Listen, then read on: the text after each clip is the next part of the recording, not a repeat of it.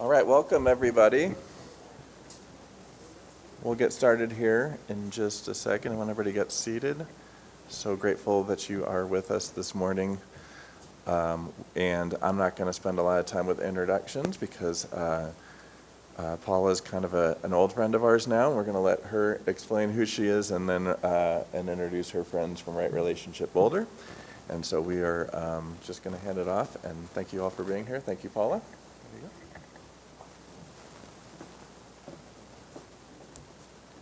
Good morning. It is really nice to be back here. Thank you for the invitation to give this presentation today. My name is Paula Palmer, and I'm one of the founders of Right Relationship Boulder. My co-presenters today are Lori Rugenstein and Kathy Zimmerman. Lori and I serve on the coordinating council of Right Relationship Boulder.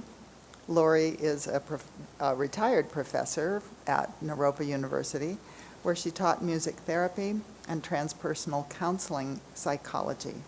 She also worked as a music therapist with hospice for over 20 years. Kathy Zimmerman is a teacher at Boulder's Heatherwood School. Her fourth graders know more about Fort Chambers and the Sand Creek Massacre and the indigenous peoples of Colorado than 99% of adults in this state. They are incredible, and Kathy is an amazing teacher. The mission of Right Relationship Boulder is to build right and lasting relationships between the people of the Boulder Valley and the indigenous peoples who lived here before and those who live here today. Right Relationship Boulder is an all-volunteer organization, and we are organized as working groups. The Indigenous Peoples Day Working Group collaborates with Native people to organize local events during Boulder's Indigenous Peoples Day celebration, which is always on the second weekend in October. This year's program was just a few Sundays ago at the Dairy Center for the Arts in Boulder. Were any of you there? Did any of you come to the... Okay, put that on your calendar for next year. It's yeah, we love doing these events, and it is a way to bring a lot more people into learning different aspects of issues that are important to Native people in this country and in this area. Other Right Relationship Boulder working groups work to improve instructions in the schools. Kathy is very important in that work. Also to create opportunities for visits and exchanges with Indigenous communities, and to open access to land in Boulder so that Indigenous people can reestablish a presence here in their homeland. If you're interested in any aspects of this work, let us know, and if you're interested in any of those specific aspects, let us know that you'd like to check out the work of any of those specific working groups. And we do have a sign-up sheet right over there on that table. We send out a once a month, and we really promise to make that once a month newsletter. That newsletter includes lots of events that are happening in the Boulder area where we can learn directly from Native people and support their efforts and their organizations. So if you're interested in learning more about Native people in this area, sign up for that once a month newsletter. So now Kathy and Lori are going to narrate our presentation about Fort Chambers. And we'll ask you to save your questions till after the presentation. It goes for about half an hour.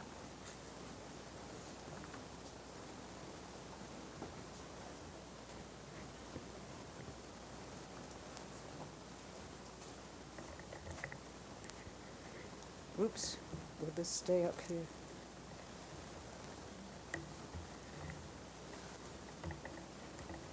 That's all we need is our notebook to go crashing to the floor in the middle of this. So step up. And Paula, thank you for the introduction, and thank you all for being here. So are we ready to begin? Okay. We'd like to preface our presentation today with this statement by Georges Erasmus of the Dene Nation of Canada. We offer our presentation in the context of his words, where common memory is lacking, where people do not share in the same past, there can be no real community. Where community is to be formed, common memory must be created.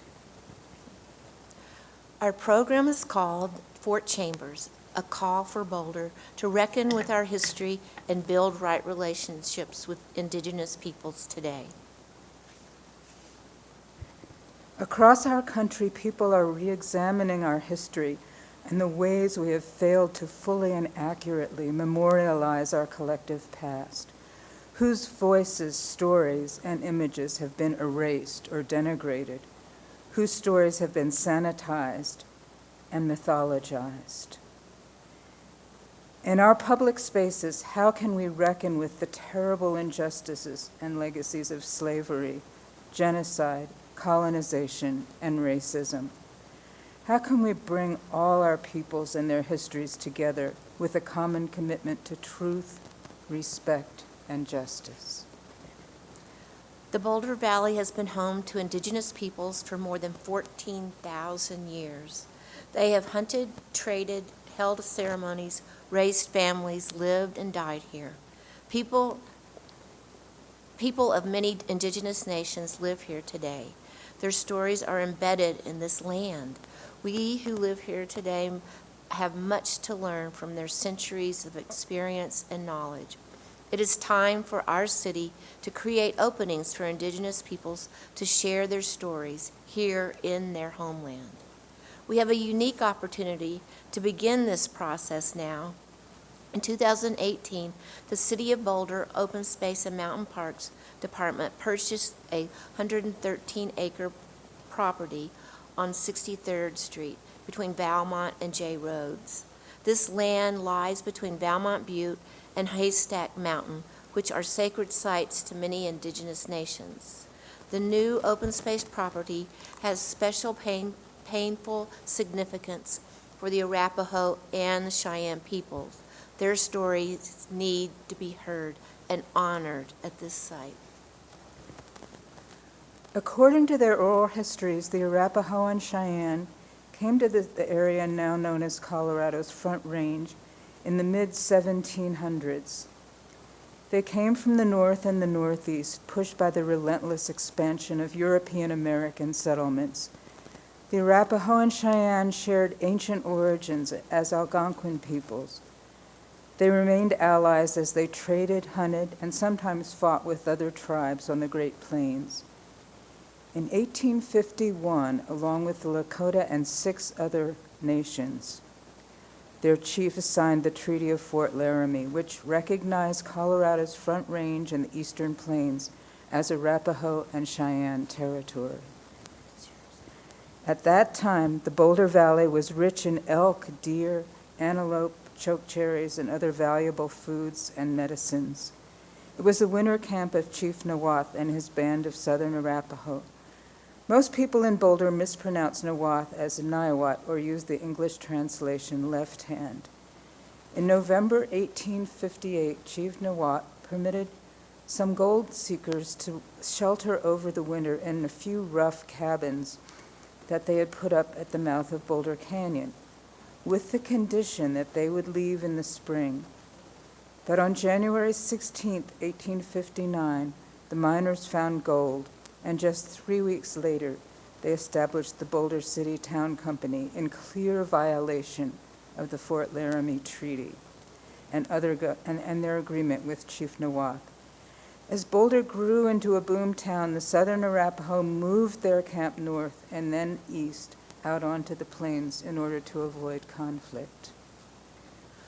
Although Boulder Valley settlers were never directly threatened by Native attacks, they built a sod fort, Fort Chambers, to protect themselves. In 1864, a volunteer militia mustered and trained at Fort Chambers. Then the Boulder men joined Colonel John Chivington's U.S. military forces to carry out the Sand Creek Massacre. More than 230 Arapaho and Cheyenne people, including Chief Niwath, were murdered. The site of Fort Chambers, just north of the Valmont Butte, is now City of Boulder open space land, and we are faced with an important question. How will Boulder tell the story of this land? Whose voices will be heard? How can this land become a place to reckon honestly with Boulder's history and bring Native and non-Native people together to remember, to reconcile, and to build positive relationships today? Right Relationship Boulder is a local organization that has been raising these questions for the past 7 years. We advocated for the Arapaho and the Cheyenne tribes to be the ones to determine how the city will develop or preserve Fort Chambers property. We're happy to report that the city's open space department did invite these tribes to designate representatives who would undertake a planning process with the city. The first phase of that process is now complete. Last March, the Open Space Department published a concept plan and asked for input from the people of Boulder. We'll talk more about that process at the end of today's program. But now let's step back into the late 1850s, just before the Civil War, when Arapaho lodges dotted the land between what is now called Valmont Butte to the south and Haystack Mountain to the north. This was the winter camp of the southern Arapaho chief, Niwath. Niwath was a well-known indigenous leader who consistently tried to reduce the potential for conflict between his people and the white settlers. Early in his life, he learned to speak fluent English and traveled as far east as Missouri to see what the westward expansion of white settlement would mean for the Arapaho. Niwath's unwavering advocacy of nonviolence was a deliberate strategy for the survival of his people. Miners and settlers repeatedly violated the terms of the 1851 Treaty of Fort Laramie, and the territorial government refused to enforce it. In spite of this, Chief Niwath worked to calm the outrage of his young warriors. Even when settlers gang raped his own wife, daughter, sister, and other Arapaho women while their men were away hunting, Niwath refused to retaliate with violence. His reliance on the territorial government's rule of law, however, proved to be in vain. As civil war broke out in the east, hostilities, raids, and attacks between settlers and indigenous warriors escalated in the west. In the summer of 1864, Colorado's territorial governor, John Evans, authorized settlers to kill, quote, hostile Indians, and he raised a volunteer army of Indian fighters. To avoid conflict, the Arapaho and Cheyenne chiefs had been moving their people away from white settlements onto the open plains where food was scarce. Through the bitter winters, they struggled to survive against hunger and cold. In the summer of 1864, to show his peaceful intentions, Chief Niwath put his people under the protection of Fort Lyon on the eastern plains. But game was so scarce on that dry scrubland, and the fort offered them no provisions, so they were forced to move on. They joined their Cheyenne allies who were camped in the east along the Smoky Hill River. There, in early September, Niwath and other Arapaho and Cheyenne chiefs parleyed for peace with the military commander in charge of Fort Lyon, Major Edward Wynkoop. Lacking authority to negotiate a treaty on his own, Wynkoop accompanied a delegation of 7 Cheyenne and Arapaho chiefs to Camp Well, just outside Denver. They hoped to secure a peace agreement with Governor Evans and the commander of the Colorado Military District, Colonel John Chivington. Evans, however, was already prepared for war, and he refused the chiefs' entreaties. But he told them their people would be safe if they would return to Fort Lyon and place themselves under the protection of Major Wynkoop there. By October, Chief Little Raven had moved most of the southern Arapaho to the south, away from the fort, but Nawath and his family of 50 or 60 people accompanied about 600 Cheyenne and their chiefs to Fort Lyon. Unexpectedly, on November 5th, Major Wynkoop was relieved of his command at Fort Lyon and sent off to Kansas. Major Scott Anthony took charge of Fort Lyon and moved the Arapaho and Cheyenne to Sand Creek, about 40 miles away. He declared them to be prisoners of war. Meanwhile, in the Boulder Valley, white settlement was booming on land that was still Arapaho and Cheyenne territory, according to the 1851 treaty. In 1863, settlers had built a sod stockade on the homestead of George W. Chambers, fearing Indian attacks, but no such attacks took place. The next year, when Governor Evans issued his call for volunteer Indian fighters, Boulder Valley men mustered and began military drills at Fort Chambers. They were designated as Company D of the 3rd Colorado Volunteer Cavalry Regiment under the command of David Nichols, who resigned his position as Boulder County Sheriff to accept a captain's commission. In late summer of 1864, the 111 men of Company D began training for war. In her biography of Chief Left Hand, Boulder author Margaret Cole writes about the men who formed Company D.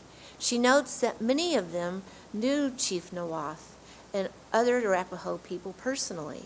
They had traded, negotiated, and coexisted in Boulder Valley. It had been only 6 years since gold was found in the Boulder foothills when the Indian fighters of Company D rode out to join Colonel Chivington's forces in their march toward Fort Lyon and Sand Creek. In the chill dawn of November 29, 1864, the Boulder Valley men were among the 700 U.S. cavalrymen who attacked the Cheyenne and Arapaho people who were camped at Sand Creek under the protection of the U.S. flag and a white flag of truce. From their first assault, Company D singled out Chief Nawath's Arapaho encampment, and most of the 50 or 60 or so Arapaho people in the camp were killed, although a few did survive. 5 Arapaho chiefs were killed, including Chief Nawath, who was mortally wounded and died a few days after the massacre. 13 Cheyenne chiefs were killed, nearly 1/3 of the tribe's leadership council, a devastating loss. For 6 hours, soldiers galloped through the Sand Creek camp, rifles and howitzers blazing.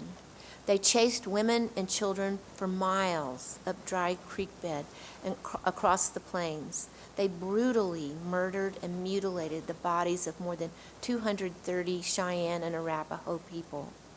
Returning victoriously to Denver and Boulder, the soldiers displayed Native people's body parts as trophies while crowds cheered.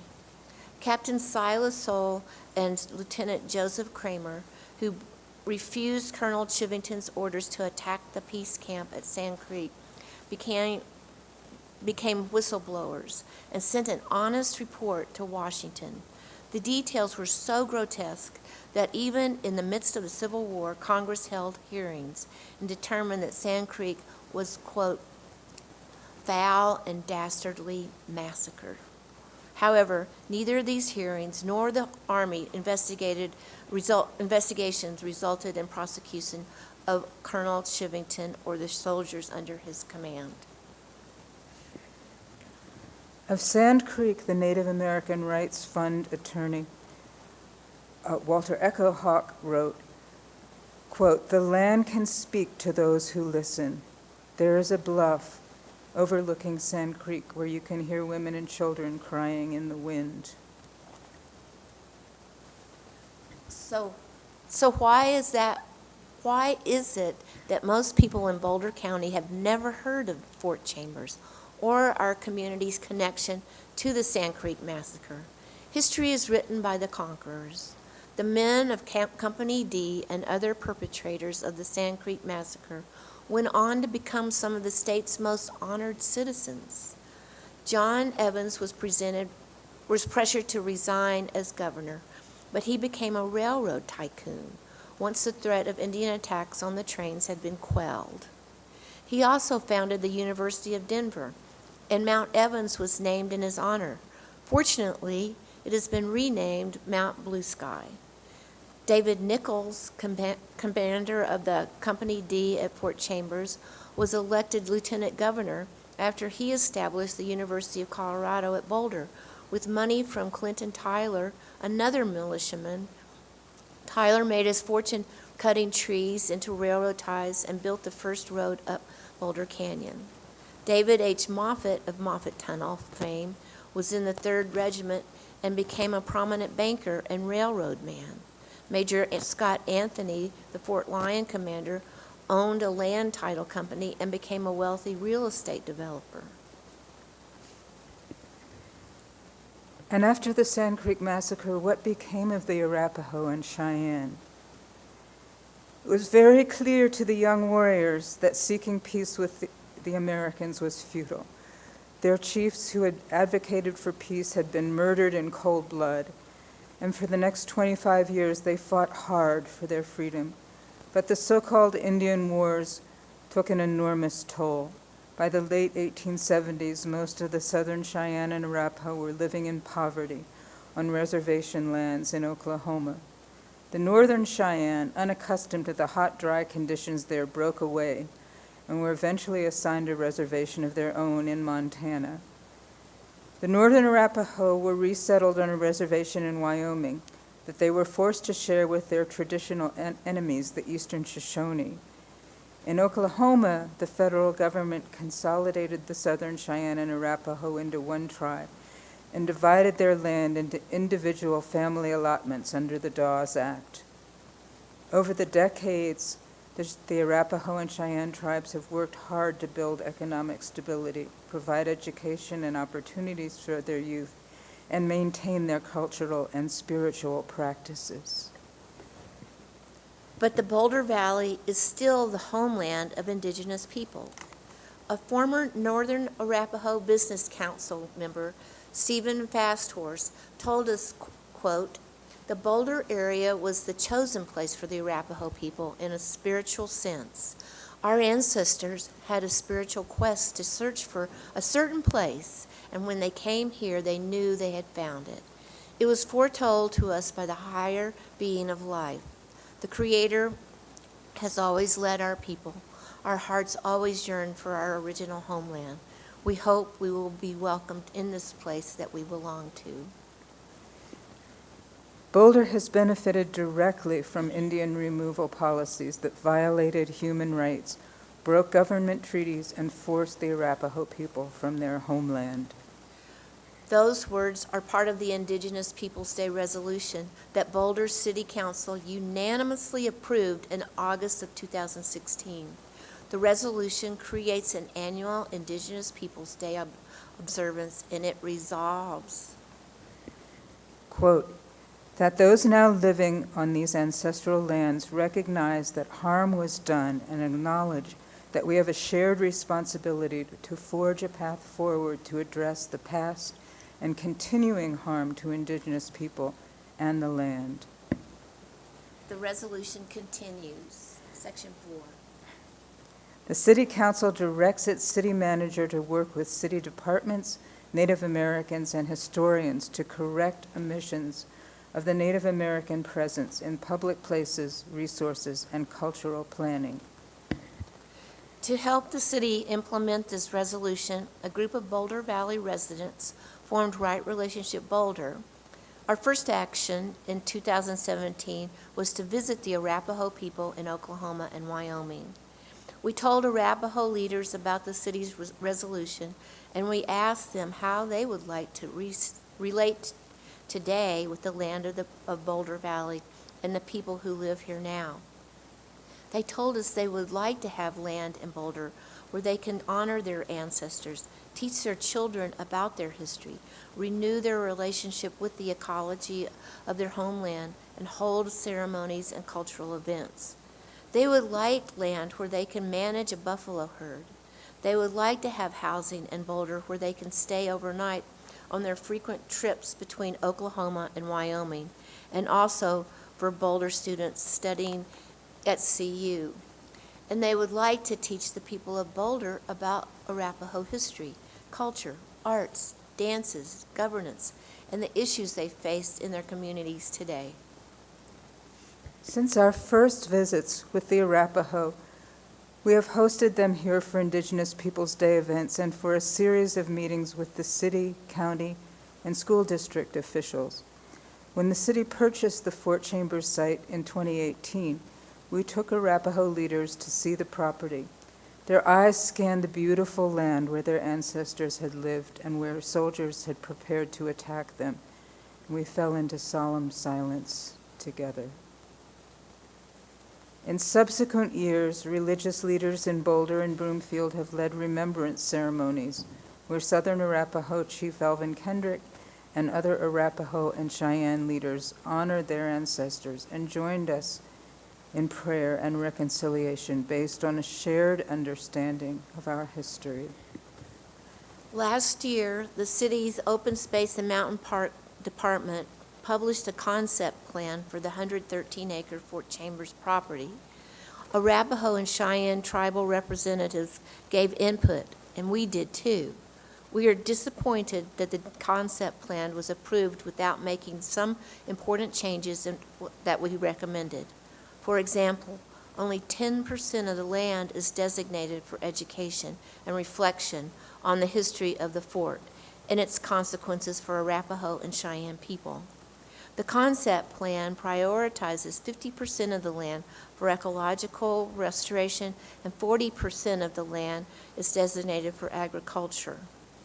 Another problem is that there is no plan to install a representation of the fort itself in the property. Open space planners told us they don't know exactly where the fort was. We don't think the precise location of the fort matters. It's enough to know that it was most recently visible from this window in the large Queen Anne-style farmhouse. Notes by the journalist who took this picture in 1961 read, quote, "Hayfield, seen from Cupola Porch, is where the original Fort Chambers was located, approximately 1 mile northeast of Valmont, on land originally the homestead of George W. Chambers." In our conversation with the Arapaho and Cheyenne tribal representatives, they have been very clear that they think it's important to have a physical representation of the fort on the property, and we agree. Otherwise, all we'll see is this lovely landscape. We will not be confronted with the truth of what happened here. We will not be asked to consider what this history means to the Arapaho and Cheyenne people and what it means to those of us who live here today. Seeing is believing. We need to see some kind of memorial structure that represents Fort Chambers because we need to be honest about what happened here 160 years ago. We also need to be honest about our community today. Beyond memorializing Fort Chambers and the Sand Creek Massacre, what are we doing to welcome the Arapaho, Cheyenne, and other tribal nations back to their Boulder Valley homeland? The city of Boulder holds 46,000 acres of open space, and Boulder County holds an additional 100,000 acres. We all benefit from this open space land that was stolen from the tribal nations. Our city, our county, and many of our churches, schools, and civic organizations acknowledge this injustice, but we have not returned a single acre. What will it take to move beyond land acknowledgments to land return? There are other good ideas that need more discussion and advocacy. For example, why don't the city and the county have an Indigenous Advisory Council committee? How can we bring that about? Shouldn't there be a permanent seat on the Open Space Board of Trustees for an Indigenous person? How can we provide more opportunities for natives and non-native young people to get to know each other and learn to appreciate each other's cultures? We think the Fort Chambers site offers our city an opportunity to grapple with important questions, linking the past and the present. There are communities all around the world that have turned sites where terrible injustices occurred into places where people learn the truth and then take actions to redress or repair the harms that were done. These places are called sites of conscience. We urge the city to designate the Fort Chambers property as a site of conscience, and we're happy to report that they are now in the process of doing so. As a site of conscience, Fort Chambers can become a place where we ask ourselves what justice for Arapaho, Cheyenne, and other Native peoples would look like in our community today. In Right Relationship Boulder, it's a joy to experience the friendships that are growing through our collaborations and activities with Native people. We invite you to join us in our all-volunteer working groups, and here are a few more things we hope you'll consider. Learn the history of Indigenous peoples in Colorado. One excellent source is Margaret Cole's biography, Chief Left Hand.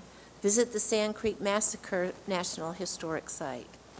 Send letters to Boulder City Council and Open Space and Mountain Parks and make these two requests. 1, install a visible representative of the fort at the Fort Chambers site. And 2, donate city open space land to tribes. Invite Right Relationship Boulder to give this slide presentation for your church, school, or other organizations. Follow Right Relationship Boulder on Facebook or visit our website, rightrelationshipboulder.org. To receive our e-newsletter or join a working group, write to rightrelationshipboulder@gmail.com. Host a Roots of Injustice, Seeds of Change Toward Right Relationship with Native Peoples workshop. Contact information on this screen. This concludes our slide presentation, and we really appreciate the opportunity to share this program with you. We'd be happy to take any questions you have now or hear any of your comments or ideas. Thank you.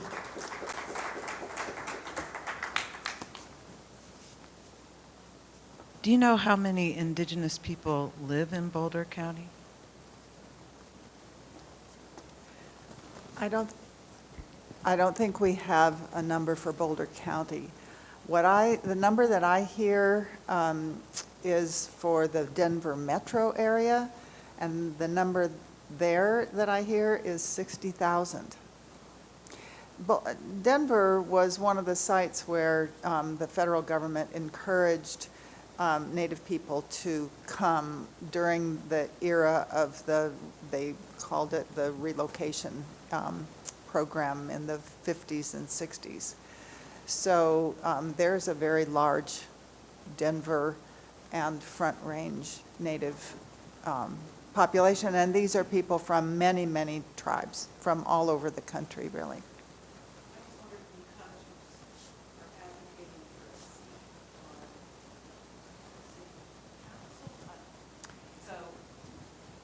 Our thought was Boulder County Open Space, or the City Open Space Board of Trustees.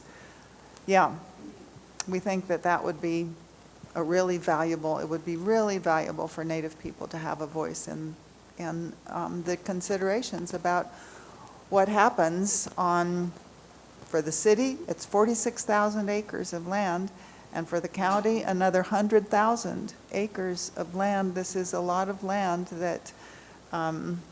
that we, the citizens, own. And this would be a way to recognize that Native people lived on and took care of that land for thousands of years before 1986, when we created open space. Also, I don't think that the person I don't think that the person or people who might hold those positions would necessarily need to be from Boulder, because, as Paula was indicating, there were many tribes that even though this might not have been their primary homeland, that came here to hunt and trade. I think there are 48 tribes that are officially recognized by the state of Colorado as being connected with this land. Yeah.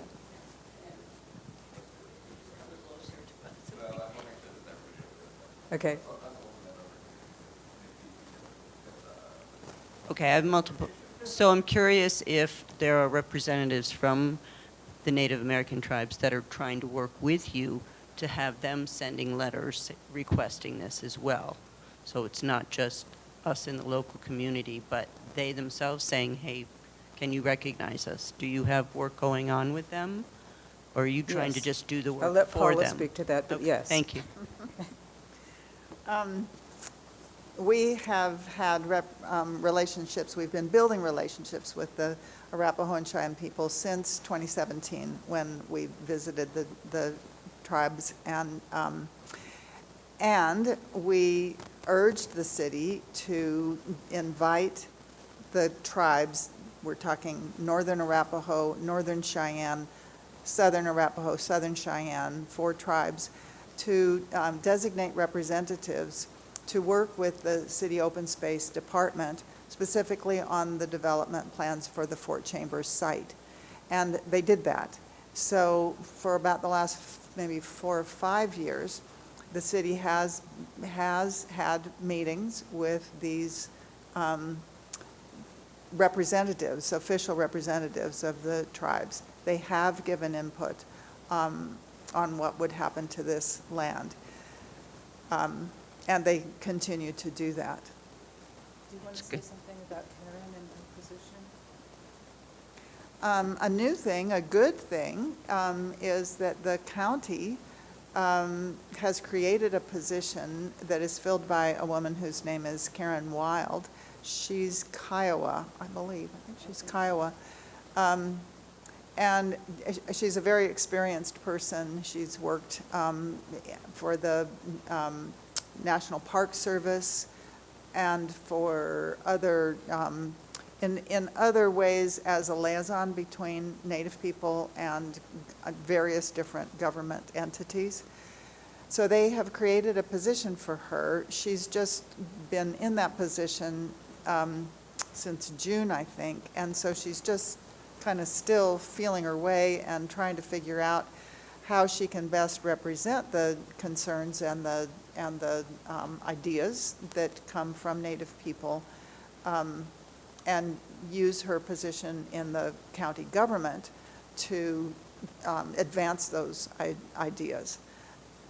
That is an amazing new opportunity. Can I also ask, as far as your promoting and doing this program, have you been to, say, through the senior center, through the library, and do you go into like the high schools? Are they all allowing you to give this program? We go where we're invited. We Can- go anywhere we're invited. Can I and- suggest you not wait for the invitation, but put out to them, we have a program and would love to present it? Because what they don't know what they don't know. Right, So that's true. Thank you. A couple of questions came up. So this land was bought by the city of Worcester, not the county, unfortunately. Too bad it wasn't a joint effort. Okay. So I'm just making sure I understand. So you say that the city has been talking with the four different communities, but even though they've been talking with them, they adopted this plan that doesn't reflect. Okay. So, and has any effort, you say they've adopted, at what stage is the adoption? The adoption of the plan for Fort Chambers. Well, they have a slide that they like to show that has, you know, all of the various stages, starting Yeah. from last year when they created this plan. It's a 10-year process. Because it includes, as we said, and we're very unhappy about this. Right. Of the 113 acres, only about 10% of it will have anything to do with the history of this land. 50% will be ecological restoration, 40% is agriculture. So their plan includes all of those things. And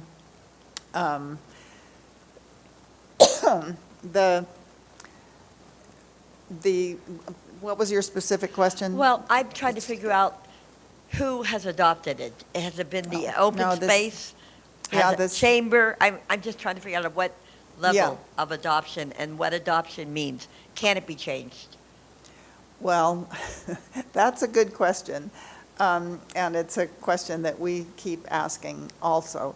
The Board of Trustees, the City Open Space Board of Trustees approved it. Then it was taken to the Boulder City Council for Yeah. approval. That was last spring. And they approved it? They did, Oh. but they did make one specific comment. They said that that they wanted the Open Space Department to consider our appeal for creating a representation of the fort on the site. It was not included in their plan. Yeah. But the council, we made that point very strongly at the council meeting, and so the council did say, in addition to the plan as it exists, please consider ways to show a representation of the fort. So they've heard that. They're not making any, they're not, They're not outwardly saying, oh, yeah, we're going to change, but. that's exactly right. Okay. Okay. They're- They do have processes. They had a meeting, Matt was there, actually. Yeah, Jim was there. That was like maybe a month ago or so. And this was a time when they invited people from the city to give input on specific questions, including that question of what kind of a representation of the fort. The representatives of the 4 tribes were also there at that meeting. Unfortunately, they put us all on little tables, and the groups in the little tables gave their responses. We did not hear directly from the tribal representatives, and it felt like a really lost opportunity to us.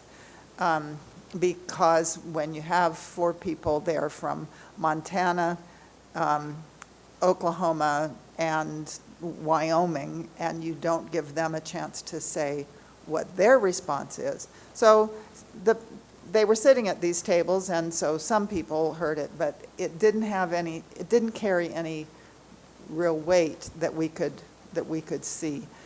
Yeah, we really wanted them to be able to, I- we wanted the tribal representatives to be able to address the entire group before we went into conversation, and that didn't happen.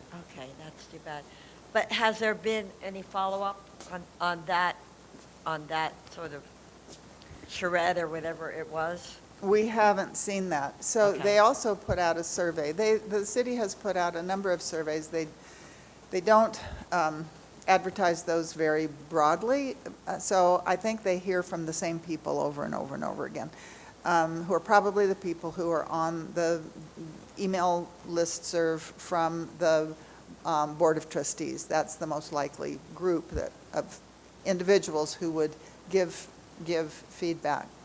So the city solicits comment, but we never hear what they are doing with it. And Okay. we have not seen any change in what they have on their website, as the plan going forward is still the same old plan that we saw originally. So who's the lead on this project? The woman her name is Katie Knapp, Knapp, and she's the head planner for this project. And you've not been able to have any personal meetings with her? We've had many meetings with her. And she just says yes, yes, and go away kind of thing? She says very little. Yeah. Okay. She says very little. Okay, so I want to say that this is amazing.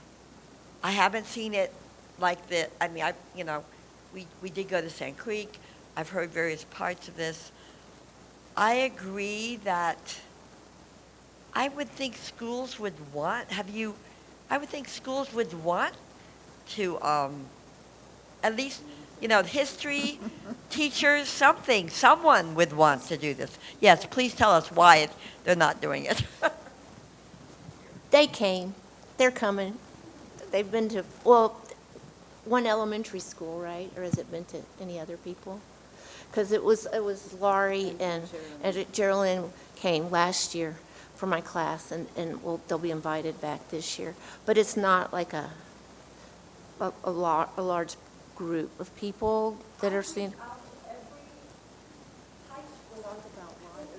Oh, and it's really, we've been doing this or working on education of the Native people for 6 or 7 years. And it's been a really slow process. One thing is that there are some curriculums that have been developed that are really good. But I've put it in as my Colorado history.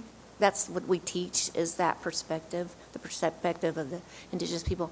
And not everybody, agrees with doing that. It takes a lot of work, and I study a lot, and I'm old, and, and I love doing that. But it's been really hard to get the teachers. They're interested, they want to do it, but with, it just doesn't happen with everything else that we're being asked to do. And so, there we go, yeah. So, I mean, it's just really, it's hard. It's a political system, education, and so it has been really difficult. But, I mean, yes, they're more than willing to go into the schools and to talk to them about this, and have been really good about meeting with the school officials and coming up with ideas for how we could put it in, but it's not been, I don't know how to say it. You know more about the politics Yeah. than we do. I would say that we have been meeting with administrators at BVSD since 2017. When we returned from visiting the Arapaho in Cheyenne, in Oklahoma and in Wyoming, they had ideas immediately about work that they wanted to bring to the schools, programs that they wanted to bring to the schools. This was high on their list of how they would like to relate to the people of Boulder. And so we had meetings with administrators, and as far as I can see, it went nowhere. We've had this, Right Relationship Boulder has had a committee that has been working on education. They've had Kathy and a few other teachers have offered a couple seminars where they've invited teachers to come, and they've given away resources, given away books.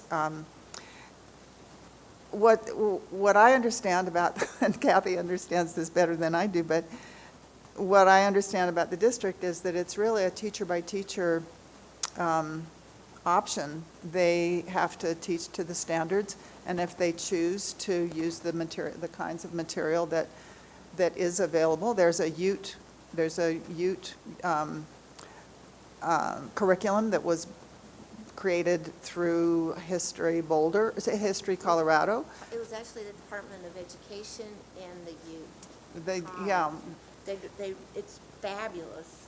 It's like this thick, and so it would take the whole year to go through it, but it's awesome. And we use that, and some of it, and I think Right Relationship Boulder even paid for or maybe it was Yvette Solace, paid for every teacher to have a copy of that curriculum.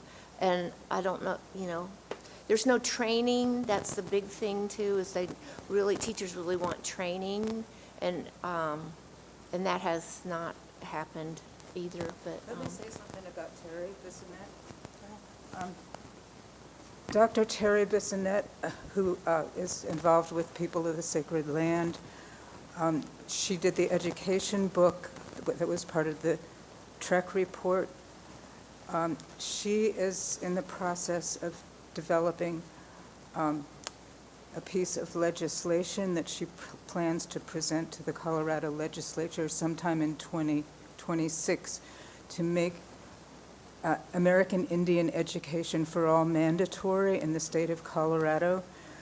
It'll take a while for this to happen, but she is very determined about this. So if you hear anything about it, support her. Terry, Terri, Bissonette. She's a member of People of the Sacred Land, which is Rick Williams' group. And she did there were 3 books that they put out. She did the one on education. I have a question for the person who is teaching. I have a granddaughter who's in the St. Vrain school system in 4th grade. And I'd just like to hear what you hear from your 4th graders and their ideas, because, The kids? yeah. Oh, yeah. Well, we were fortunate enough to be able to take a few kids to the Indigenous Peoples' Day celebration at the dairy, and they were able to speak to what they felt like was important. But I've never seen kids get so engaged and so passionate about learning about a topic, because it kind of, what I've seen is that we can integrate literacy and social studies and history and math and all this into this teaching, and for them to learn about people that were here first and what happened to them, the true history. They get so excited and so passionate that they want, and that their job is to teach. And so when they do their presentation at the end of the year, they're teaching the public about what they've learned. And most people have never heard of boarding schools or the Doctrine of Discovery or Sand Creek Massacre, or a lot of the tribes that live here and lived here. And so they just feel so good. I even have a student right now who's in high school who's now questioning the U.S. history teacher at her school, and and is being heard. I mean, she's doing a great job of why is this not being taught, and why aren't we learning about other cultures? And it's so important. And I always think the world would be a better place if we just take time to know each other from the inside out. And that's what I teach the kids. So, Curious if this program, what your relationship is with Historic Boulder and with Museum of Boulder across the street. is that, We've given this presentation to Historic Boulder and to the museum, a couple times to the museum. Both of them wrote supporting letters to the City Open Space Department. Both of them expressed the concern that this plan still does not really show a representation of the fort on the land. And both of them said that it was critically important for this history to be visibly available on this land. And they both of them offered their assistance to the Open Space Department, but that was several years ago. So I don't know if anybody from Open Space has ever reached out to them, but they would be, they are entirely with us, except it's not their, that's not the main focus of their work. I want to just kind of underscore, it's wonderful to be in a group of people where you are asking what can be done, what needs to be said to whom. the three messages that we would suggest that you would take to Katie Knapp or to the director. You can always write to the director of the City Open Space Department. One is disappointment that only about 10% of that land is dedicated to telling this history. Two, the importance of having a physical representation of the fort that is visible. Actually, Kathy's students all drew pictures and sent letters to the Open Space Department a couple years ago, saying that we, as young people, as students, we know that we need to be able to see this in order to have it real. So that's the second thing, a physical representation of the fort. Doesn't have to be a reconstruction of it, but some representation of the fort. And the third, giving back land. Among the 46,000 of acres of city open space and 100,000 acres of county open space land, surely some of this land can be actually returned to Native people. So those are kind of the 3 points that we would want you to take from this. The Native people have been clear, people ask us about this a lot, and the Native people have been clear that they don't want the land where the Fort Chambers site is because it's too painful for them. They want another piece of land where they can hold ceremonies and be with their native medicine plants. And as Paula said, there's plenty of land that could be given to them. And Yes. I was going to say, didn't we just vote on the tax for in perpetuity to keep it going? So can I offer, or can I suggest maybe you could get these 3 things in writing to Matt, and then you could disseminate, because we won't remember. But Yes, we'll do that. this would be helpful too. But one other thing I wanted to put out there that came to mind was we've got Sundance Film Festival coming up, and we have just recently the Chamber put together, and you can get a free copy at the Chamber of Commerce on creatives in Boulder. And if there's a way you could perhaps get a documentary of what you just presented, a 20 to 30 minute thing. So you're not always having to go and give a talk, but if you could get a short film, maybe more teachers would see it.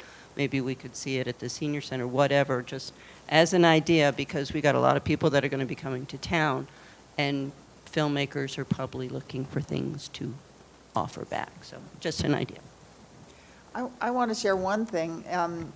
I was at this last meeting where the city got input and put us all in these, around these small tables so that we had like 5 people talking together. I was fortunate to be at a table with Fred Mosqueda, who is the representative of the Southern Arapaho. And so he did really, our little table presented his ideas, but I want to tell you what his idea was, just because it has stayed in my mind and my imagination. His thought was, at the beginning where people come from the parking lot and they will see some, sort of basic information about what this site is about. He thought that we, then the beginning of a path that would take them down to, well, I'd have to show you the concept plan again for you to understand this, but it would be the beginning of a path. He thought we should have people walk through a reproduction of the gates to the fort. So people would actually be physically moving into this reality. And we know what the gates of that fort looked like. Some extensions of the walls, the sod walls could be built. So you don't have to rebuild the whole fort, but his idea is that people should be somehow entering into this space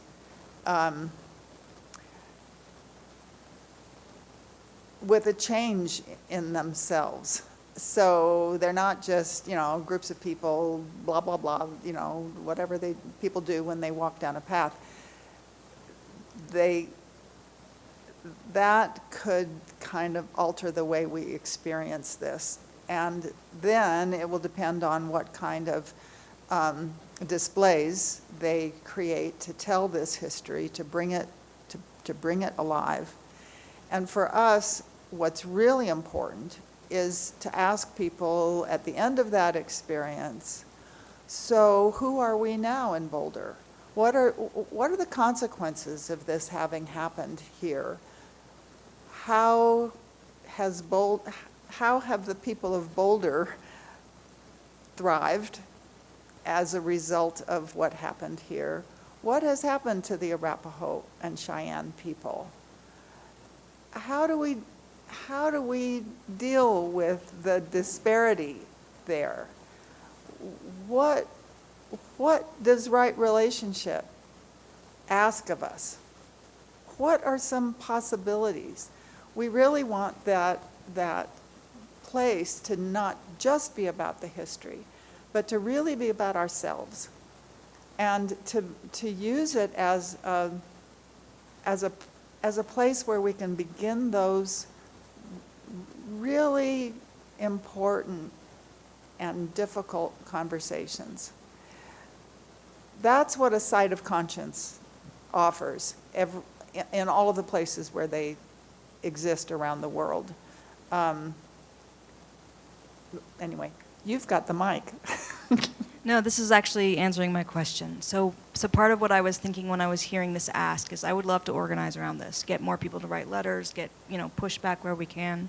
And I was thinking that more than just a disappointment, like when you say I'm disappointed that only 10% of the land is dedicated towards education and there isn't a physical representation of the fort, I think what I needed was what is the vision of what you would like to see, as well as that what's faulty, like what's not there in the current plan, but what would be good, right? And I think with that, it might be easier for us to organize around a specific ask, right? Like, and that, what you just described was beautiful. So if we could articulate that, I would be willing to use what resources I have to gather people to push, so. We want to be in touch with you. And we can put something like that together and send it to Matt. So we will do that, Matt. And make sure we know how to connect with you. Yeah, absolutely. Thank you for that offer. Yeah, I've got a few closing words, but thank you so much. We really appreciate